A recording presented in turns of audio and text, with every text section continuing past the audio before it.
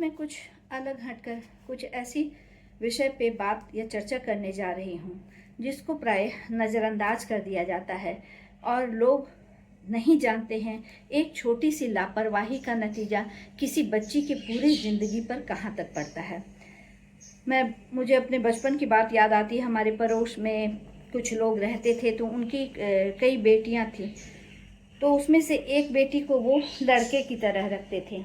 शुरू में 4 साल 5 साल की थी तब तक तो ठीक था, बाद में वो उसे बहुत ह्यूमिलिएशन होता था। तब मेरी समझ में कुछ भी नहीं आता था। बाद में बहुत सारी समस्याएं हुई। मेरे क्लिनिकल एक्सपीरियंस में एक ऐसी लड़की आई थी, उसके साथ भी ऐसा ही था। बचपन में उसके पेरेंट्स उसको लड़कों की तरह रखते थे। जब बड़ी हुई तो अचानक से उसे अपेक्षाएं रखने लगे कि अब वो लड़कियों की तरह बिहेव करे। वो चाहकर भी वैसा नहीं कर पाती थी और अपने आप में वो असहज महसूस करती थी। अपनी पहचान पे ही उसे हमेशा प्रश्न चिन्ह लगा रहता था। और जब उसकी शादी तय होने लगी तो वो बहुत ज़्यादा स्ट्रेस में थी। शादीशुदा ज़िंदगी किसी तरह तो उसने 1 डेढ़ साल बिता लिए, लेकिन वो इतना ज़्यादा उसके अंदर मेंटल कॉन्फ्लिक्ट आने लगा और उसका असर उसके रिलेशनशिप पे पड़ने लगा कि उसका बहुत ही बुरा अंत हुआ। उसने सुसाइड कर लिया। मुझे बहुत तकलीफ हुई। तब से मैं इस विषय के प्रति बहुत संवेदनशील हो गई और इन चीज़ों के प्रति मैं लोगों को अक्सर जागरूक करती रहती हूँ कि माँ बाप सिर्फ अपने ईगो सेटिस्फैक्शन के लिए बेटी को बेटा बनाकर पालते हैं और उनको आत्मसंतोष होता है कि मैंने इसको बहुत अच्छी परवरिश दी है। 2 जेंडर है, प्रकृति के 2 रूप हैं, उसको हम एक कैसे मान सकते हैं? दोनों की अपनी कुछ खास प्रकृति होती है, कुछ खास पहचान होती है। उसको नज़रअंदाज करके उसको दूसरे तरीके से पालना।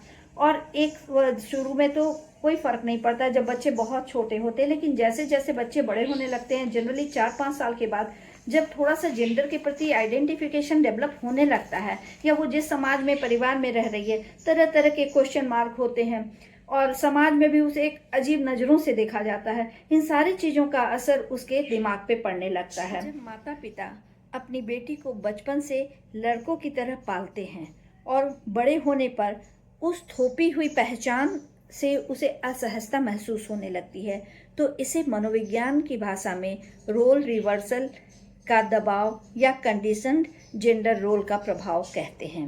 नमस्कार दोस्तों, मैं डॉक्टर ऋचा पाठर और आप देख रहे हैं पॉजिटिव हेल्थ सेंटर, जहां हम बातें किया करते हैं मेंटल हेल्थ की। तो आज हम बात करेंगे रोल रिवर्सल का दबाव या कंडीशनड जेंडर रोल का प्रभाव क्या पड़ता है। तो जैसा कि मैंने बताया कि इसका बहुत ही नकारात्मक असर पड़ता है।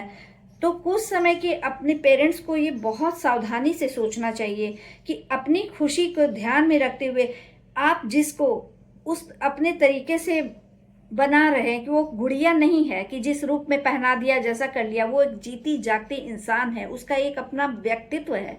ये माता पिता भूल जाते हैं। उस छोटी सी नन्ही सी बच्ची को, उस परी को वो बड़े प्यार से बेटों की तरह पालते हैं, रखते हैं, लेकिन जब किशोरावस्था आता है, कुछ शारीरिक मानसिक परिवर्तन आने शुरू होते हैं, हार्मोनल चेंजेस आने शुरू होते हैं, ये सिचुएशन बहुत ही क्रिटिकल हो जाता है। और ऐसे में अगर आप समय रहते उसको उसके सही जेंडर रोल को प्ले नहीं करने देंगे तो इसका कितना बुरा असर उस बच्ची के पूरे ज़िंदगी पर पड़ता है, इसका अंदाज़ा भी पेरेंट्स नहीं लगा सकते हैं।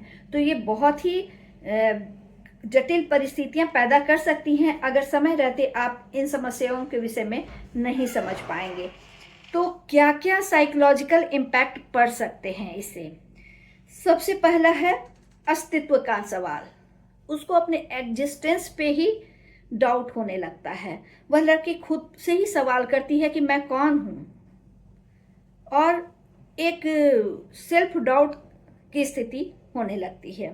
व्यक्तित्व का टूटना, व्यक्तित्व का निर्माण ही सही से नहीं हो पाता है और उसमें भी टूटने लगता है। वह माता पिता को खुश करने वाली, बनावटी और अपनी असली पहचान से दूर रहने वाली के बीच एक सैंडविच की तरह बनकर रह जाती है और ये सैंडविच की स्थिति उसके अंदर कॉन्फ्लिक्ट या अंतर्द्वंद पैदा करते हैं, जो कालांतर में उसके मानसिक स्वास्थ्य पर नकारात्मक प्रभाव डालता है।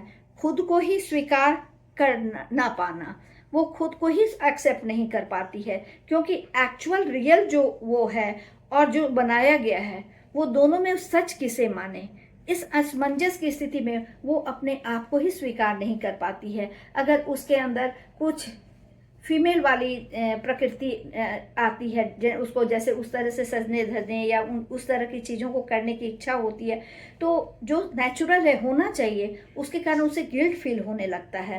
तो ये चीज़ें, ये उसके अंदर के कॉन्फ्लिक्ट को लगातार बढ़ाता रहता है।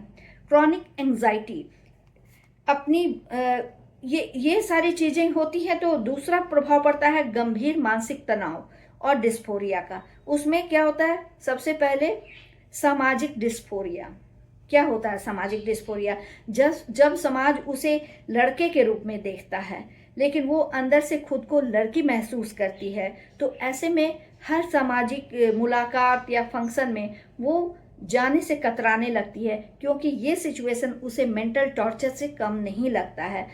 लगातार इस तरह के संघर्ष के कारण उसके अंदर क्रॉनिक एंजाइटी की स्थिति आ जाती है।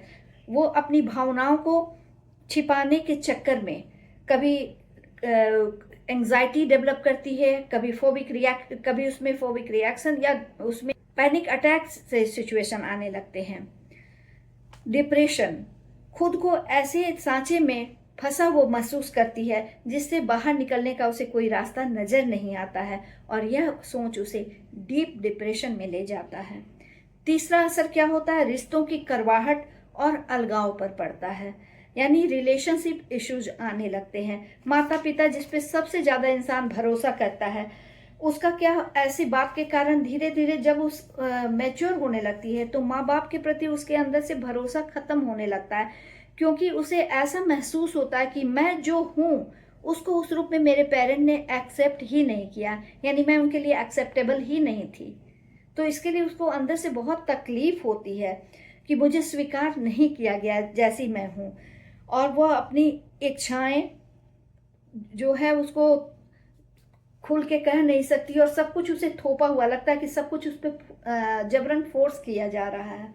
ऐसे में धीरे धीरे वो इमोशनली अपने परिवार, अपने लोगों के से इमोशनली डिटैच्ड होने लगती है, भावनात्मक लगाव की कमी होने लगती है और दूरी बढ़ने लगती है। और सिर्फ माता ही पिता नहीं, इस माता पिता की गलत व्यवहार या ये गलत डिसीजन की वजह से उसका लोगों पर से, रिश्तों पर से विश्वास भरोसा ही खत्म हो जाता है, जो बहुत दुखद पहलू है। वह लोगों के से कभी भी करीबी रिश्ता बनाना ही नहीं चाहती है। वो फ्रेंडशिप से डरती है, वो रिश्तों से डरती है, वो शादी से डरती है, क्योंकि उसे लगता है कि कोई भी वो रियल उसकी जो पहचान है उसको समझ ही नहीं पा रहा है। उसके नीड्स को, उसकी खुशियों को, उसकी तकलीफ को, वो किस हद तक आहत है, कोई समझ नहीं पा रहा है। ये सोच उसे बहुत ही प्रताड़ित करते हैं, यानी वो सेल्फ प्रताड़ना झेलती है।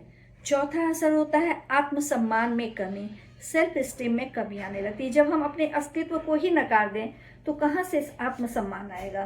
तो ये तो अपने आप को ही नकार देने वाली बात होती है ना। कमजोरी का एहसास, समाज या परिवार के सामने अपनी बात न रख पाने के कारण उसमें धीरे धीरे आत्मविश्वास में कमी आने लगती है। वो अपने शरीर से, अपने आप से नफरत करने लगती है। जैसे जैसे उसके साथ उसके शरीर में प्राकृतिक रूप से बदलाव या प्यूबर्टी के लक्षण जब आने लगते हैं, वो अपनी शारीरिक बनावट को लेकर ही अत्यधिक असहज महसूस करती है, क्योंकि है वो लड़की और उसे कहा जाता है तुम लड़का की तरह करो, तुम लड़कों की तरह बनो। तो ये उसके अंदर डिस्कम्फर्ट की स्थिति ला देता है, उसके अंदर हीनता की भावना ला देता है, और एक डर रहता है कि कोई सच ना जान जाए वाली बात, एक वो भी अज्ञात डर बना रहता है। ऐसी स्थिति तब और भी भयावह हो जाती है जब आप मान लीजिए कि 4-5 साल के बाद फिर धीरे धीरे जैसे वो बड़ी होने लगी, फिर लड़कियों की तरह बिहेव कर रही है, पेरेंट्स ने बदलाव कर दिया तो कोई बात नहीं है, लेकिन आप अंत तक उसको लड़कों के तरह ही रख रहे हैं, वैसे ही कपड़ा पहन रही है, वैसे ही आप काम करने को दे रहे हैं, वैसे ही जगहों पे भेज रहे हैं। तो क्या होता है कि जब लड़कियां बड़ी हो गई, पढ़ाई लिखाई कर लिया, उसको चाहे पीयर ग्रुप हो, कॉलेज हो, स्कूल हो, जहाँ भी, तो उसको एक हास्य के पात्र के रूप में लोग देखते ही हैं, उसकी तकलीफ को महसूस नहीं कर पाते और ना वो खुद से अपनी बातों को वो शेयर कर पाती है। इसके अलावा वो चीज़ें तो उसमें आती ही हैं। फिर एक उम्र में जब लाइफ पार्टनर ढूंढा जाने लगता है, उसकी शादी की जाने लगती है, शादी तय हो जाती है, घर में उत्साह उमंग की स्थिति है, लेकिन अंदर से वो बहुत इनसिक्योर है, डरी हुई है, सहमी हुई है कि मैं अपने पति के साथ सही बिहेव कर पाऊंगी, मैं उनसे खुल के कैसे बातें कर सकूंगी, मैं तो खुद ही अपने आप को समझ नहीं पा रही हूँ। ये बहुत ही ट्रॉमेटिक सिचुएशन होता है। और मैंने शुरू में जो एक केस स्टडी बताई कि उस लड़की ने सुसाइड तक कर लिया था, इस स्थिति में कभी कभी ऐसी भी हालत हो जाती है कि उसको लगता है कि मैं पत्नी का रोल प्ले नहीं कर पाऊंगी, मैं कैसे रह पाऊंगी। या कभी वो नए नए ससुराल में जाती है और हस्बैंड सेंसिटिव नहीं है और वो अगर नहीं समझ पा रहा है कि बचपन से इसको कैसे रखा गया है, धीरे धीरे उसको प्यार से समझा के उसके रोल को चेंज करके वो इतना पेशेंस नहीं रख रहा है और हर बात में उसको क्रिटिक कमेंट्स दे रहा है या इस तरह की बातें कर रहा है, उसको सहयोग नहीं कर रहा है, तो उसके लिए एडजस्ट करना बहुत मुश्किल होता है। और ऐसे ही में कभी कभी लाइफ थ्रेटनिंग सिचुएशन भी हो जाते हैं और कभी कभी गंभीर मानसिक रोग इसका नतीजा होता है। तो अगर शादी वाले सिचुएशन है तो ऐसे कंडीशन में उसको क्या करना, उसके साथ आप कैसे उसका सहयोग कर सकते हैं। तत्काल भावनात्मक और मानसिक सहयोग, इसके लिए क्या करना होगा, सुरक्षित स्थान दें, उसे एहसास कराएं कि वो अकेली नहीं है, उसकी बातों को बिना जज किए हुए सुनिए, यानी कोई भी उस पर रोक टोक नहीं, सही गलत नहीं, जो बातें कर रही है वो घबरा के डर के बोल रही है मैं कुछ नहीं कर पाऊंगी, तो उसमें उपदेशक बन के उसको उपदेश मत देने लगिए कि नारी का क्या कर्तव्य है, ये वो नहीं। उसकी बातों को बस धैर्य के साथ सुनते चले जाइए, उसके अंदर भरोसा जगाइए, उसमें विश्वास जगाएं कि वो अपनी इच्छा और मानसिक शांति उसके लिए सबसे महत्वपूर्ण है। अगर उसको लग रहा है कि वो इस जिम्मेवारी को अभी उठाने के लिए मेंटली प्रिपेयर्ड नहीं है, तो वो अभी स्टॉप कर दे, अभी इस जिम्मेवारी को तब तक ना उठाए जब तक वो मन से खुद को जो है वो स्वीकार न कर ले। क्योंकि शादी बहुत बड़ी जिम्मेवारी है, सिर्फ कोरम पूरा करने के लिए शादी नहीं की जाती है। दो परिवारों की समस्याएं एक साथ बढ़ जाती हैं अगर ऐसी स्थितियां होती हैं। और जब लगे कि बहुत ही असहज है, इससे भी काम नहीं चल रहा है, तो काउंसलर साइकोलॉजिस्ट से मिलिए। वो आपकी काउंसलिंग करेंगे, सेशंस लेंगे काउंसलिंग, चाहे वो शादी वाली मामला हो या जैसे ही आपको महसूस होने लग रहा है कि ये प्रॉब्लमेटिक हो रहा है, अब वो अपने आप को सही ढंग से आइडेंटिफाई नहीं कर रही है या इस आइडेंटिफिकेशन की वजह से वो असहज हो रही है, उसी समय से क्लिनिकल साइकोलॉजिस्ट या काउंसलर से उसको काउंसलिंग के सेशंस दिलवाइए, साइकोथेरेपी दिलवाइए। इसका जड़ से समाधान हो सकता है, क्योंकि समस्या है तो समाधान भी है। और परिवार वाले जो हैं कपट रहित बातचीत करें, कोई छल कपट नहीं, कोई स्ट्रेस वाली बात नहीं कीजिए।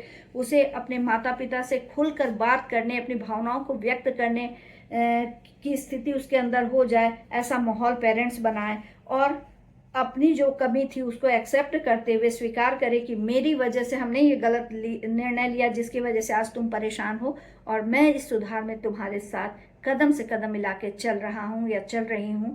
ऐसा अगर पेरेंट्स कोऑपरेटिव रोल प्ले करेंगे तो काफ़ी हद तक इस समस्या का समाधान किया जा सकता है। उम्मीद है आपको ये वीडियो अच्छी लगी होगी। अगर अच्छी लगी हो तो लाइक कीजिए और उन लोगों को ज़रूर शेयर कीजिए जिनको सच में इसकी ज़रूरत है। बहुत जल्दी कुछ ऐसे ही कुछ अलग हट के मैं मनोवैज्ञानिक इश्यूज लेके आऊँगी जिसका समाधान भी मेरे पास होगा। तब तक के लिए इजाज़त चाहूँगी। धन्यवाद, नमस्कार, बाय बाय।